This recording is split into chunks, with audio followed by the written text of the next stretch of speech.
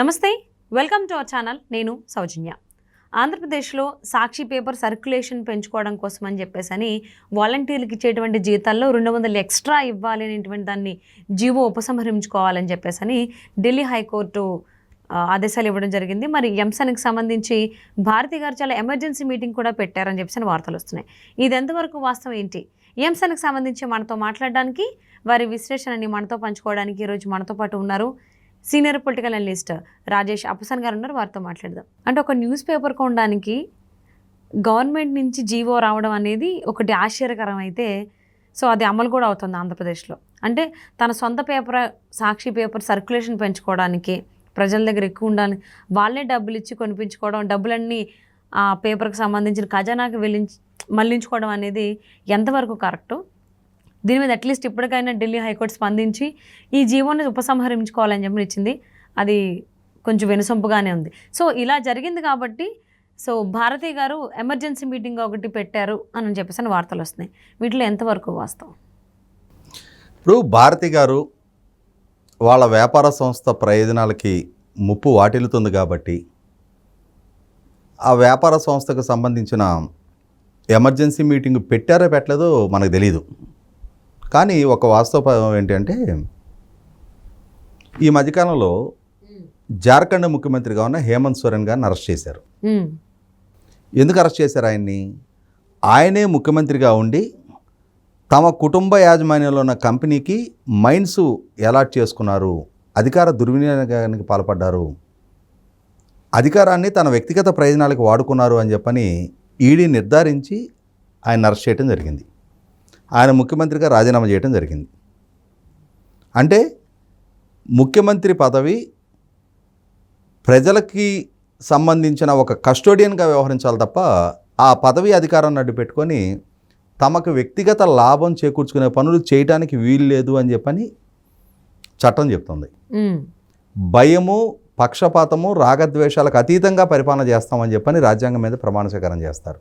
మరి ఇక్కడ పక్షపాత ధోరణి ప్రదర్శించినట్టే కదా. ముఖ్యమంత్రి పదవిని అడ్డు పెట్టుకొని తమ సొంత వ్యాపార సంస్థలకు ప్రయోజనం చేకూర్చుకున్నారు అని అంటే, ఇక్కడ మీరు ప్రస్తావించింది చాలా కీలకమైన అంశం. జగన్మోహన్ రెడ్డి గారి ప్రభుత్వం 2,60,000 మంది వాలంటీర్స్ని నియమించింది. అవును. జగన్మోహన్ రెడ్డి గారి కుటుంబ యాజమాన్యంలో జగతి పబ్లికేషన్స్, ఇందిరా టెలివిజన్ ఉన్నాయి. అంటే సాక్షి టెలివిజను ఛానలు, అలాగే సాక్షి పత్రిక. ఈ సాక్షి పత్రికకి జగన్మోహన్ రెడ్డి గారు ముఖ్యమంత్రిగా ఉన్న ప్రభుత్వం ద్వారా 100 కోట్ల రూపాయలు యాడ్ రెవెన్యూ కట్టబెట్టారు, అనవసరమైన యాడ్స్ ఇచ్చారు అని చెప్పని ఆరోపణలు వచ్చినాయి. ఇక్కడ ఒక వార్తాపత్రికకి అడ్వర్టైజ్మెంట్స్ ఇవ్వాలి అని అంటే కొంత ప్రాతిపదిక ఉంది. అంటే ఆ రాష్ట్రంలో ఉన్న సర్క్యులేషన్ ప్రాతిపదికగా వాళ్ళకి యాడ్స్ ఇవ్వాల్సిన అవసరం ఉంటుంది. ఇక్కడ ఆంధ్రప్రదేశ్ రాష్ట్రంలో ఈనాడు పత్రిక సర్క్యులేషన్ పరంగా టాప్ పొజిషన్ అనేది నిర్వివాదాంశం దశాబ్దాల తరబడి. సాక్షి పత్రిక కన్నా తమది సర్క్యులేషన్ మిగులుగా ఉంచుకోవాలనే లక్ష్యంతో జగన్మోహన్ రెడ్డి గారు అడ్డదారులు దొక్కారు. ప్రజాధనాన్ని తన అధికారాన్ని వాడుకున్నారు. వాడుకొని ప్రతి వాలంటీర్కి నెలకి 200 రూపాయలు సాక్షి పత్రిక కొనుగోలు కోసం, అంటే జీవోలో సాక్షి అని మెన్షన్ చేయాల, ప్రభుత్వ పథకాలు ఏ పేపర్లో అయితే పబ్లిష్ అవుతాయో ఆ ప్రభుత్వ పథకాల సమాచారం తెలుసుకోవటం కోసం పత్రిక కొనుగోలు అని చెప్పని మెన్షన్ చేశారు. జగన్మోహన్ రెడ్డి గారి ప్రభుత్వానికి సంబంధించి ఆయనకు భజన చేసే వార్తలు ఏ పేపర్లో పబ్లిష్ అవుతాయి? ఆయన సొంత పేపర్లోనే వస్తాయి. ఆబ్వియస్లీ ఈ 2,60,000 మంది వాలంటీర్లో ఒక్కరైనా సరే జగన్మోహన్ రెడ్డి గారి పేపర్ కాకుండా వేరే పేపర్ కొనగలిగే ధైర్యం వాళ్ళు చేయగలుగుతారా? ఎందుకంటే వాళ్ళు ప్రభుత్వం చేత నియామకం చేపట్టబడ్డ వాలంటీర్లు. పైగా జగన్మోహన్ రెడ్డి గారు పదే పదే వీళ్ళందరూ మన సైన్యమే, మన పార్టీ అభిమానులు అని చెప్పని చెప్తున్నారు. అంటే జగన్మోహన్ రెడ్డి గారు ముఖ్యమంత్రిగా ఉండి ఆయన అధికారాన్ని దుర్వినియోగపరిచి ప్రభుత్వ వనరులతోటి ఆయన సైన్యమే అని చెప్పుకుంటున్న వాలంటీర్ల చేత వాళ్ళ కుటుంబ యాజమాన్యంలో ఉన్న పత్రికలు కొనిపించారు.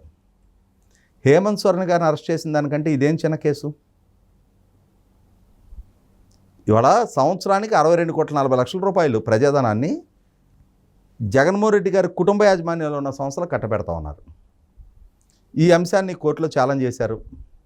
కోర్టులో ఛాలెంజ్ చేసిన తర్వాత రీసెంట్గా ఈ విధంగా ఒక వార్తాపత్రికను కొనుగోలు చేయడానికి జీవోలు ఇవ్వటం ఏంటి అని చెప్పని గౌరవ ఢిల్లీ హైకోర్టు ఈ జీవో ఉపసంహరించుకోమని చెప్పని రాష్ట్ర ప్రభుత్వానికి ఆదేశాలు ఇవ్వడం జరిగింది. సరే, ప్రస్తుతం ఉపసంహరించుకుంటారు, కానీ ఇప్పటి వరకు దోచిపెట్టింది వాళ్ళ కట్టబెట్టిన యాడ్ రెవెన్యూస్ ఈ సర్క్యులేషన్ చూపించి ఇవాళ పరిస్థితి ఏంటి, ఒక్క వాలంటీర్లకే కాదు, రాష్ట్ర వ్యాప్తంగా ఉన్న అన్ని ప్రభుత్వ కార్యాలయాల్లో బలవంతంగా సాక్షి పత్రిక కొనుగోలు చేపిస్తూ ఉన్నారు. అంటే వీళ్ళు వేసేయటమే, అందులో చచ్చినట్టు ఆఫీసులు డబ్బులు పే చేయాలి. రాష్ట్ర వ్యాప్తంగా ప్రభుత్వం ద్వారా ఏర్పాటు చేయబడ్డ వేలాది గ్రామ సచివాలయాల్లో, రైతు భరోసా కేంద్రాల్లో, ప్రభుత్వ కార్యాలయాల్లో బలవంతపు కొనుగోళ్ళు. అల్టిమేట్గా జగన్మోహన్ రెడ్డి గారి కుటుంబ యాజమాన్యంలో ఉన్న పత్రిక లాభం చేకూరాలి, ఆర్థిక ప్రయోజనాలు చేకూరాలి. అంటే జగన్మోహన్ రెడ్డి గారు తనకి దక్కిన అధికారాన్ని అడ్డుపెట్టి తన కుటుంబానికి ఆర్థిక ప్రయోజనాలు చేకూర్చుకుంటూ ఉన్నారు. ఇది చాలా లోతైన దర్యాప్తు జరగాలి. అంటే ఇంతగా అధికార దుర్వినియోగానికి పాల్పడి ప్రజలు తనకి కట్టబెట్టిన అధికారాన్ని తన వ్యక్తిగత ప్రయోజనాల కోసం వాడుకున్న క్లియర్ కేసు ఇక్కడ కళ్ళ ముందు కనిపిస్తుంది.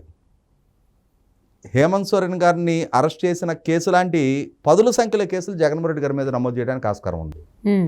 ఎందుకంటే ఇదే జగన్మోహన్ రెడ్డి గారు చాలా అంశాల్లో తనతో పాటు కేసుల్లో కో-అక్యూజ్డ్గా ఉన్న వాళ్ళకి కీలక స్థానాల్లో పదవులు కల్పించడం, తన మీద విచారణ చేసిన అధికారుల మీద తన అధికారాన్ని అడ్డుపెట్టి వేధింపులకు గురి చేయటం, ఇట్లా తన అధికారాన్ని తన వ్యక్తిగత కక్షలకి, అదే సందర్భంలో తనకి అభీష్టం ప్రకారం తనకి కేసుల సందర్భంలో మేలు చేకూర్చిన వాళ్ళకి లబ్ధి చేకూర్చడానికి తన అధికారాన్ని వాడారనేది ఎస్టాబ్లిష్ అవుతుంది. ఇప్పుడు ఒక హేమంత్ సోరెన్ గారి మీద నమోదు చేసిన లాంటి పదుల సంఖ్యలో కేసులు నమోదు చేయడానికి కావాల్సిన భూమిక జగన్మోహన్ రెడ్డి గారి 5 సంవత్సరాల పాలనలోనే సిద్ధమైంది. ఇటువంటి సందర్భంలో ఎప్పుడైతే గౌరవ హైకోర్టు తీర్పిచ్చిందో ఒక్కసారిగా 2,60,000 మంది సర్క్యులేషను ఆగిపోయింది. ఆటోమేటిక్గా ఆ పత్రిక సర్క్యులేషను డిమోట్ అవుతూ ఉంది. ఇక్కడ గమనించుకోవాల్సిన అంశం ఏంటి, ఈ బలవంతపు కొనుగోళ్ళన్నీ తీసేస్తే స్వచ్ఛందంగా ప్రజల వైపు నుంచి కొనుగోలు చేస్తున్న అసలు సిసలు సర్క్యులేషన్ ఎంత? చాలా తక్కువలో ఉంది.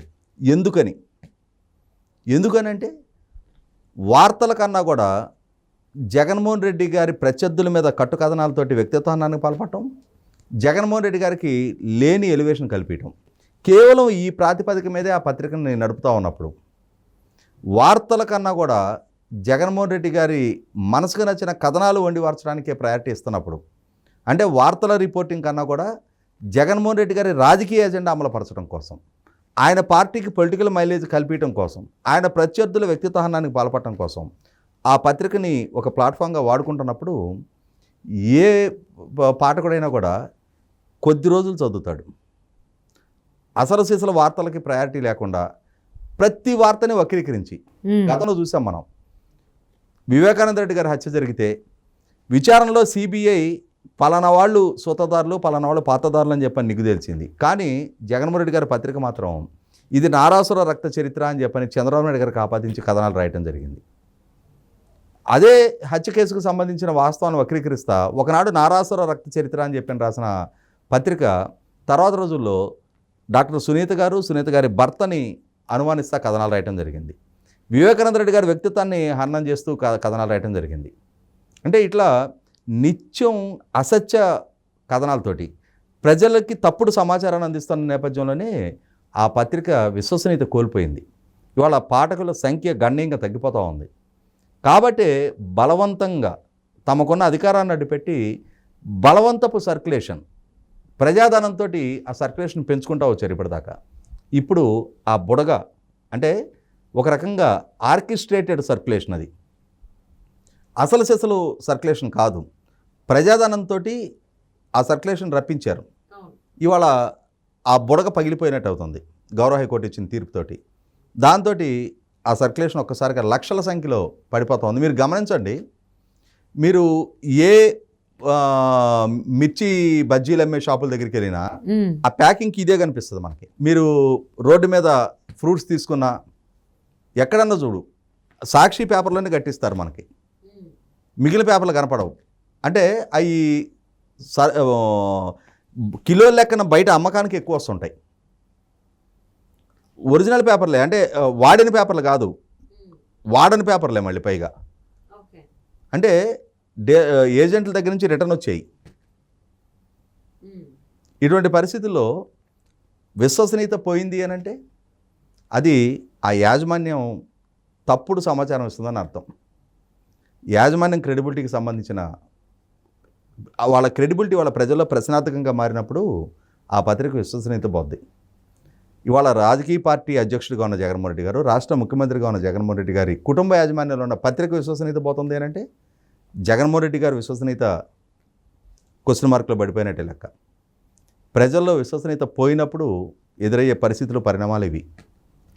ఆంధ్రప్రదేశ్లో ప్రజాధనంతో ఒక పేపర్ సర్క్యులేషన్ పెంచుకోవడం కోసం వాలంటీర్లకు ప్రతి నెల డబ్బులు ఇచ్చి కొనిపించుకోవడం, సో ప్రజాధనాన్ని వాళ్ళ కంపెనీకి వాళ్ళు ఫినాన్షియల్లీ స్ట్రాంగ్ అవ్వడం కోసం ఎలా మళ్లించుకోవడం అనేది బ్రేక్ పడింది. అది వినడానికి చాలా హ్యాపీగా ఉంది. సో ఢిల్లీ హైకోర్టు ఇక్కడితో అది స్టాప్ చేసింది కాబట్టి మరి రాబోయేటువంటి ఫ్యూ డేస్లో మరి వైసీపీ ఏం చేస్తుంది దీనికి సంబంధించి చూద్దామండి. And thank you so much for spending your valuable time with us, Rajesh గారు.